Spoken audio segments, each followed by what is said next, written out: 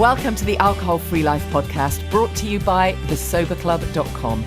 I'm Janie Lee Grace. This is for you if you've quit the booze or you'd like to, or maybe you're just sober curious. I'll bring you tips and motivation without any judgment, and there'll be inspiration from experts, quit-lit authors, and sober heroes.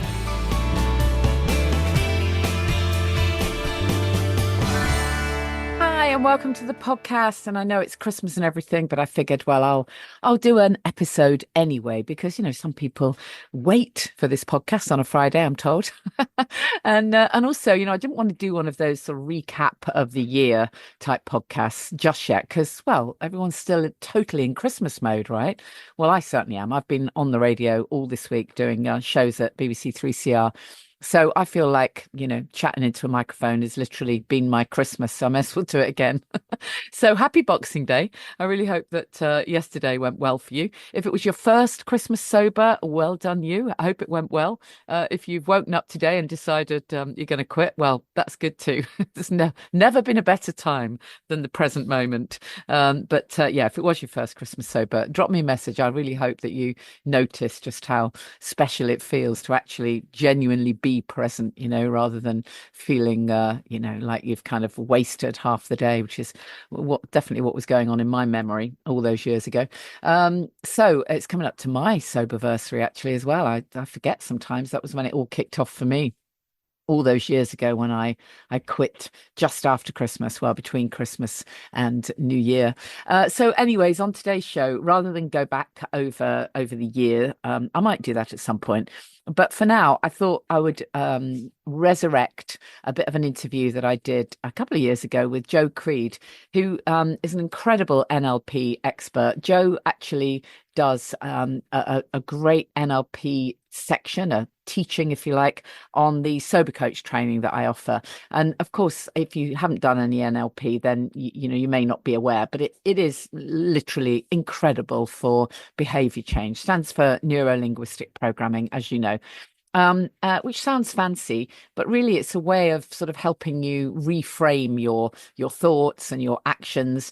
And I thought this particular chat, I'd include a little bit of it because it's perfect for this time of year. So we did it originally a couple of years ago for Sober Club members, and we called the session "How Not to Hit the Fuck It Button." So I thought, well, that's actually perfect for Christmas time. So Joe will just sort of give us a couple of examples of how we can work with our own unconscious mind, because, you know, this is the time of year when so many people say, right, I resolve to do this and that. I'm going to do this, or I'm not going to do that. And our intentions are good. Of course they are. It's a little bit like with New Year's resolutions. We have all these great intentions, but when it comes to it, something kicks off. And largely it's because our unconscious mind is kind of ruling the show. So even though the conscious part of what we're doing, the logical mind, if you like, knows it's time to quit alcohol or ditch the sugar or stop arguing or whatever it might be, stop shouting at the kids, whatever it is, whatever behavior we want to change,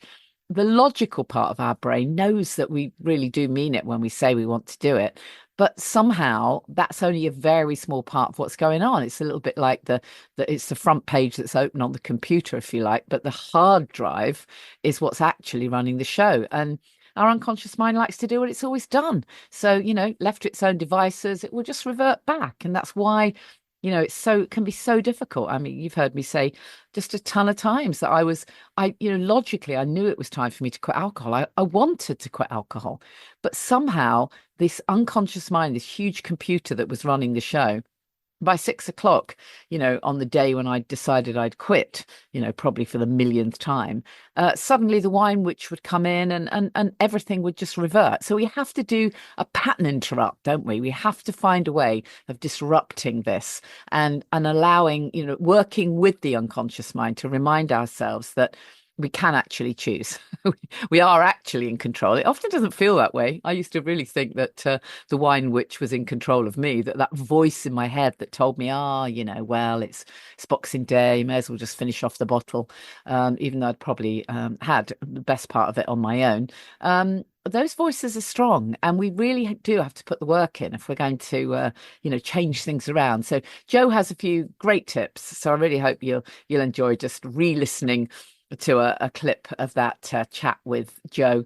And just a reminder, of course, just before we go into that, when we're talking about resolving and setting intentions of what we want to do, and doing what we say we want to do, then I really hope you'll join me for our little workshop, which is online on Friday, the 2nd of January. It's called Setting Your Intentions. And we're really going to dig deep there. We're going to use some NLP techniques there. And we're going to actually dig deep into what we want to let go of from the last year, what we want to release, literally, with gratitude, of course, and what we want to focus on for the coming year. But this is not going to be a list of, I think I'll join a gym, or I'll quit chocolate, or I'll quit alcohol, whatever it is. This is really properly focusing on setting intentions. And we're going to look at ways of how we can actually work with our unconscious mind to make sure that we, do what we say we want to do, if we really do want to do it. Because that could be half the battle, is knowing what it is you do want. We'll do a guided visualization as well. It's very positive. I do these every year, and I love doing them because people really feel typically that they are able to kind of feel like they're back in the driving seat of their own life. And of course, that's what quitting the booze is all about. It's like focusing on the what's next. So you're very welcome to come to the little workshop, whatever stage you're at. It doesn't matter. It will, anyone's welcome. You're going to need to bring a notebook. There's a little fee for this one. It's not much, but if that's a problem for you, just let me know, and it's fine. If you go to thesoberclub.com, click on events, you can sign up for that. It's Friday, 2nd of January at 4 p.m. Oh, and my special guest, I almost forgot, is Susan from Hola Sober. So the wonderful Susan is going to be joining me for part of the session. And we're going to talk about rituals, actually, what amazing rituals we can put in place to just take care of ourselves and focus on just the things that matter in our life, whatever that is for you. So, join us Friday, 2nd of Jan at 4 p.m. So the session we're going to do, which is on, how we can ensure that we stick to what we said we want to do. So we've called it how not to hit the fuck it button. So I know you're not going to do the whole session now, but can you just give us a few kind of guidelines or a few little tips that might benefit everybody, just on how NLP can help us decide to do what we've said we want to do? Yeah, I think there's so many ways. When we think about something that we want to do, we need to think about, so NLP looks at things like our meta programs. So things like what really motivates us. That's one area that it looks at. So a tiny little bit of that is, for example, if we want to think about, we want to ditch the booze, we want to give up drinking or whatever, we very often think, okay, I've got this problem. I feel tired all the time. I don't like the way I feel. I don't like the way I look when I'm drinking. So that's our problem side of it. Mm. But some of the reason why we don't then maintain, or reach where we want to go is that we haven't really thought through what we want to achieve when we've moved away from the problem. So we've not really envisaged, and NLP gives us ways to be able to really, really connect with what's it going to be like in the future, and bring that, get that really emotional connection and that visual connection with how it is. So that's just one tiny way. And if we think about the whole thing around booze, it looks at things like, okay, what's the habit? Is the habit when, you come home from work and, you've had a hard day and immediately you're drawn to, a glass of whatever. With NLP, what you can really understand is, okay, what is it that's happening that's triggering me, and how can I resource myself to basically collapse that trigger so the trigger doesn't have the emotional response from me and that need to go forward. I mean, do you want me to just sort of cover a couple of little things? Yeah, could you? That'd be brilliant. Yeah, thank you. As we're just before Christmas. Yeah, maybe exactly. We could also talk about, obviously this relates to whenever. One thing we look at in NLP is also ways of being able to communicate to ourselves what we need and to other people for what you need. The way I train, I incorporate NLP and also something that's called clean language, which is a real way of utilizing your language with other people to get deep, but also to utilize it with yourself. So, for example, if you think about Christmas, think about, actually, what is it I really want? How do I want Christmas to really be? How do I want this occasion to really be when it's at the best it can be? Yeah. How do I really want that to be? And actually connect with that. Think about it. What is it? What would it be like? What would I be seeing? What would I be hearing? How would I be feeling when Christmas is how I would want it to be? Okay. And then you think, okay, so how do I need to be in order to get that? And that's a really important bit that I love about NLP. When you bring in that question, you have to actually take some responsibility, don't you? Rather than just going, well, I want it all to be marvelous. You know, you have to actually ask yourself, how do I have to be? How do I have to be in order to do it? And then the third question on this little, so it's called a clean setup, this little series of questions is, okay, in order for Christmas to be like that, in order for me to be like that, to get Christmas to be like that, what support do I need from other people? What do you really need from other people to help you? And then it's a good idea to kind of list it down and then to have that conversation and tell people, because we often think people are mind readers, that they know what it is that we want. But unless we communicate with them and explain to them, say, for me, this is how I want Christmas. I know for me, this is how I know it to be. And this is what I need from you. I'm asking you to give me this specific support that I need. So think about it. What would really help you? That's a great one as well. Yeah, and I can really see how that can make a massive difference, because you're right, there's a lot of people who have stopped drinking. There'll be a lot of people listening to this who perhaps they're a couple of weeks in, or maybe a week or whatever, and they do want to carry on, and they really do feel committed to that, but they can be feeling very wobbly about Christmas, because Christmas throws up, as you say, all these different emotions, different triggers. Suddenly out of the blue you hear a Christmas song, or you're putting the tree up and it's like, oh, hold on, this is the moment when I have a Baileys, or this is when I have this. And it's such a strong trigger that if you haven't prepped ahead, you're absolutely right. You could find yourself just hitting that fuck it button right there. Just like, oh, fuck it. I haven't got anything else. It'll be all right. It'll just be one. And then, and then you're down that slippery slope. Whereas if you've thought it through and visualized yourself, as you say, visualize yourself putting up the tree or whatever it is you do, holding something lovely that's alcohol free, or whatever it is for you, you can absolutely get past that. But as we were saying before, the how do I have to be is for me, that's the real key. And that's usually the one that gets missed out, right? Yeah, it is. And it's really connecting with that and going, okay, when I'm at my best, what is that really like? How do I feel? Where is that feeling? What do I see? How do I breathe even when you're really, really like, you at your best and how I need to be? And then it's thinking about, okay, if I start to, so you think about the support you need. It's also thinking about the support that you need from yourself. Yeah. So, for example, if you feel like, okay, someone's triggered me. I know great Auntie Myrtle said the thing that she always says at Christmas, that makes me want to, okay. What can I do?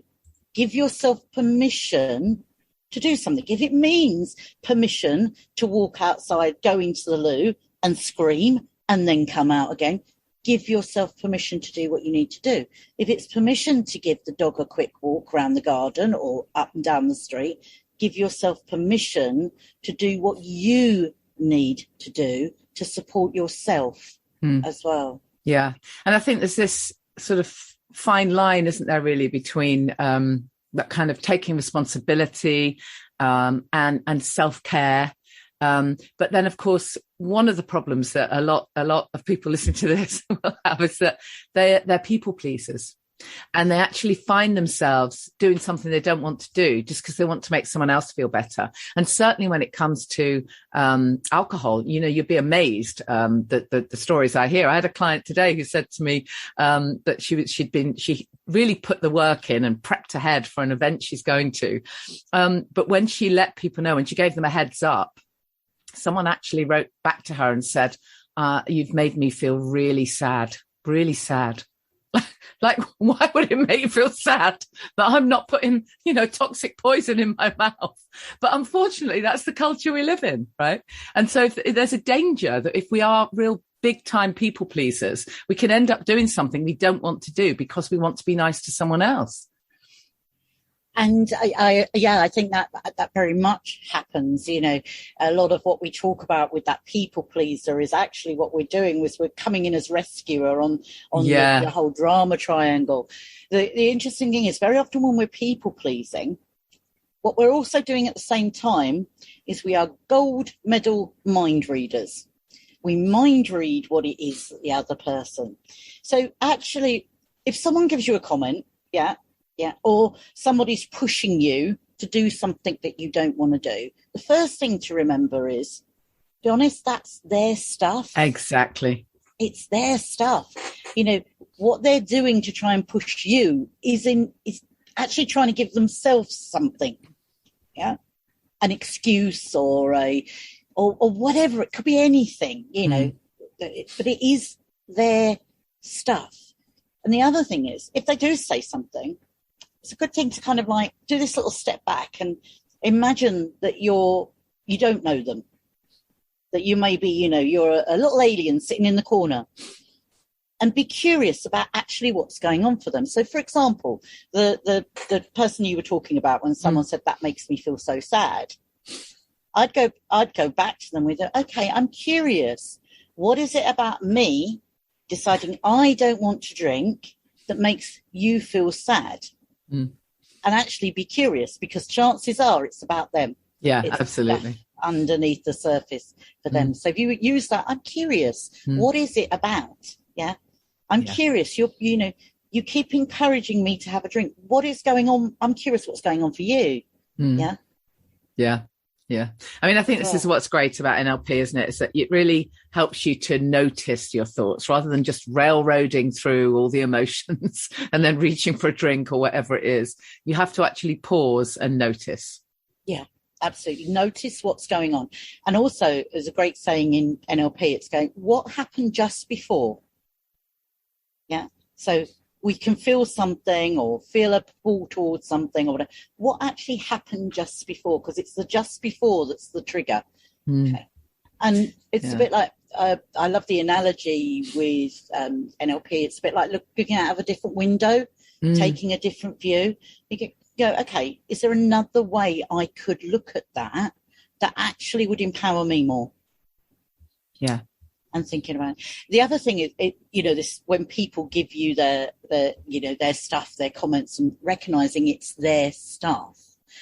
It's, if you were, I don't know many people on the call have got dogs, for example. Okay, but even if you have or haven't, if you're going out for a walk with your dog, okay, or just walking through the park, and you see somebody else with a dog, big Great Dane or something, and the dog does a poop on the path. Do you go running up with your poo bag and pick up that dog's poo?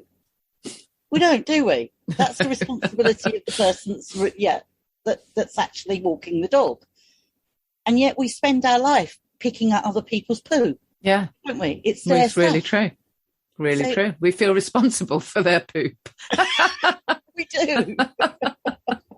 Yeah. I think the other thing, you were saying about, this being the life and soul of the party and the triggers and everything else that's going. One thing that we do in NLP is we also very much learn from, we have a saying, another saying is we all have the resources we need. Yeah. But sometimes we bury them and we learn to forget them and bury them, put them aside through stuff that happens in life. If you think about kids, okay, look at a 7-year-old, 8-year-old kid, or remember how you were when you were, how you were and could enjoy yourself. You could play, you could have fun, you could do all of that. I mean, I don't know many 6, 7, 8-year-old kids that need more than a glass of lemonade to do that. Absolutely. So remember, you have that. You have the ability to be able to play and have fun. Sometimes we just need to be a bit childish, and rather than go, oh, as an adult, I need these things to allow me to do it. Yeah, absolutely. And it's quite interesting, isn't it? Because, the other thing about Christmas and kind of holiday time is that many of us get to see family members.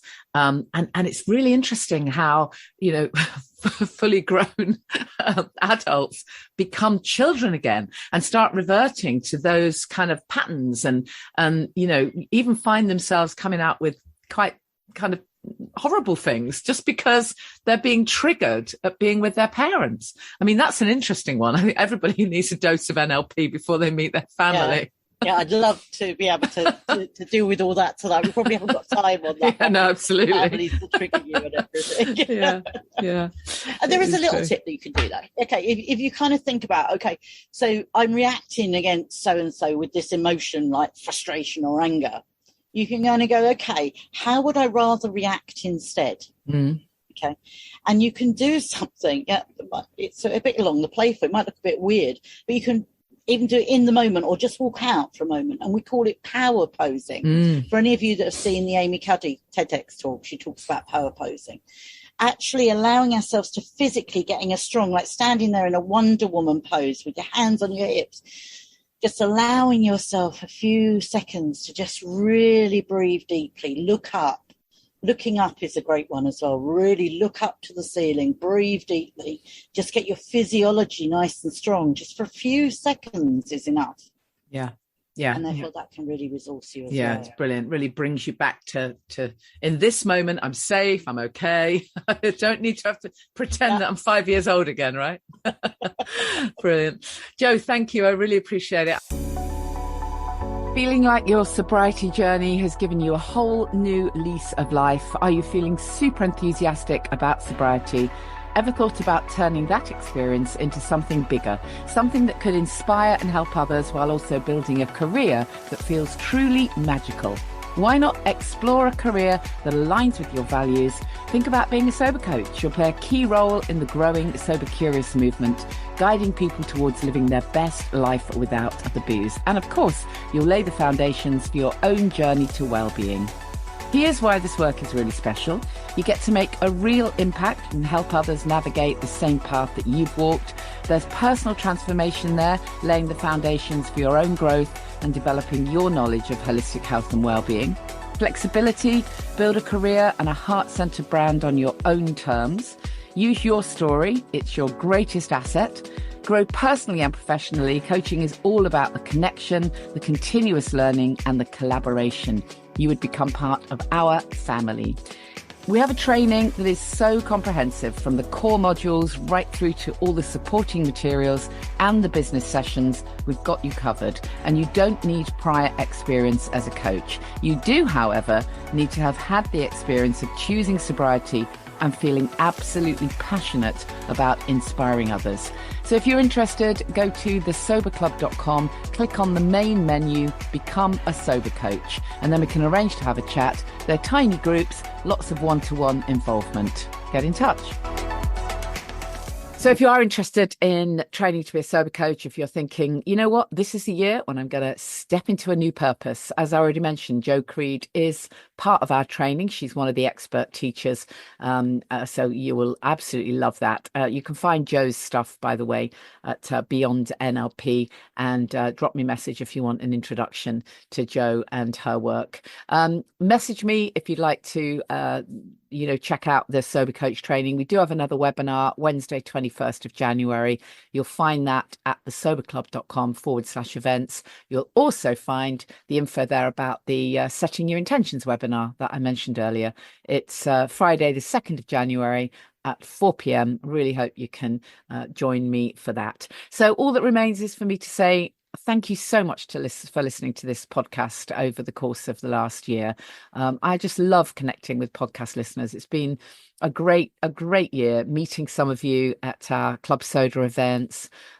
Just really fantastic. And also some of the book tour gigs that I did. I got to meet a bunch of listeners when I did my book tour for From Wham to Woo. It was just really great to meet podcast listeners. And I love meeting up with you guys. And thank you so much for being part of it. I haven't even mentioned the Sober Club, but it would be great if you wanted to join us in the Sober Club. It's a fantastic time to do it because we've got some fabulous free gifts, and the monthly price for new members is going up in January. So come and join us now. It's really low cost. Even when it goes up, it will be. And it's really high value, and you just get so much amazing connection. And it's fine. It doesn't matter what stage you're at. If you're day one, if you're thinking about all of this, then come and join us and you'll feel really supported and you'll get all the info and all the stuff you need. There's a course, Get the Buzz Without the Booze. And if you've been sober for ages, it's still for you because we have masses of amazing well-being content in there, exclusive stuff that you won't find anywhere else. I keep it purely for Sober Club members. Plus, of course, we have our online meetups and our fantastic community where we literally are cheerleaders for each other, whatever is going on. So do check out the Sober Club. As I say, the prices are rising for new members. If you're already a member, it stays the same. But if you want to come in, then come and join us now before the price rises. thesoberclub.com. Have yourself a fantastic Boxing Day and obviously New Year and all of that stuff. I'll see you same time next week, and hopefully I'll see you for our Setting Your Intentions workshop as well.